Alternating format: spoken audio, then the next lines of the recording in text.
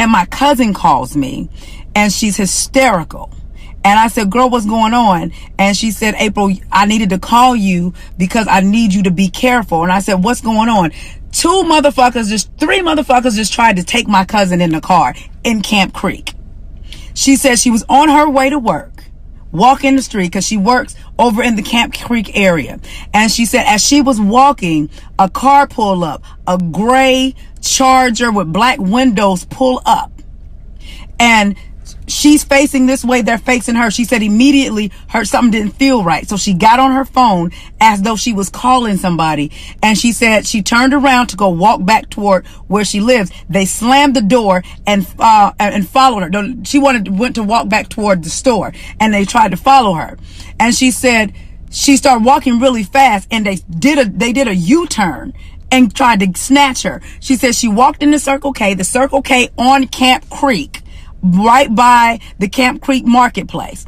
She said she walked in and one of the dudes got out of the fucking car and walked in and kept following her. She said, April, I was walking extremely fast and he was walking behind me really, really, really, really fast, tapping on his side like, bitch, I got a gun. I said, see, and my family know, I can be the most kindest, the most gentle, the most ladylike, feminine, all of that stuff, but I'm refined hood nigga. And at the end of the day, when you start fucking with my family, that's a whole nother thing.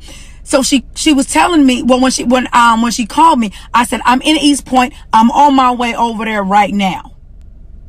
And I get over there and she's still shaking, telling me the story. And I'm like, okay, this shit right here, I can't.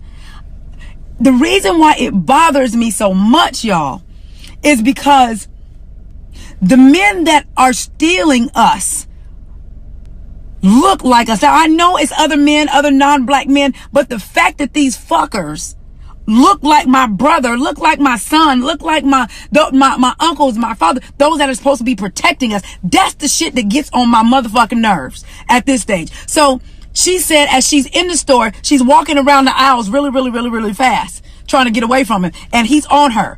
And she said, April, I turned around and he had this piercing look in his eyes like, bitch, I'm about to snatch your soul. She said, if the lady in the store would not have said, sir, is there something you looking for?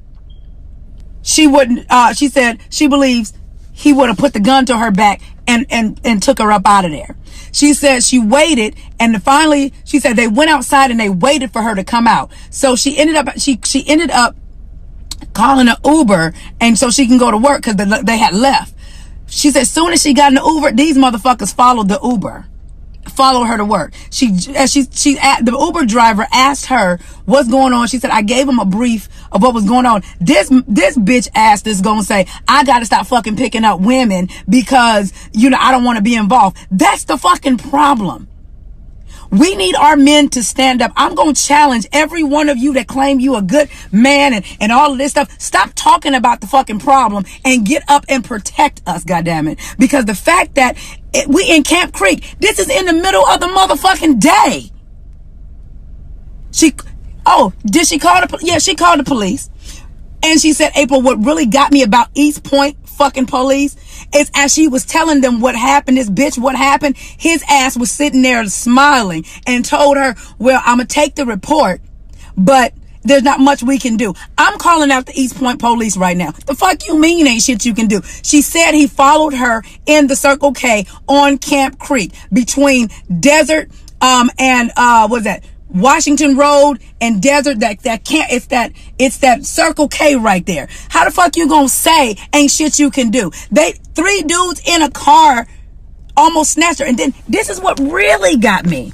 She said after her son came, and while she was at work, she said they walked, after everything calmed down, they walked over, was going to the store, the Chipotle over there. And she said, April, I screamed. I said, what happened? She said, because the same car was right there. Them motherfuckers was at Chipotle. What that says to me is there is no fucking fear.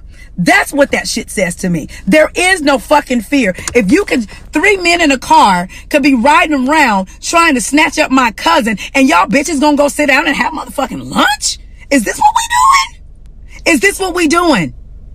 And then I said, okay, well, what did he say? What did the police say?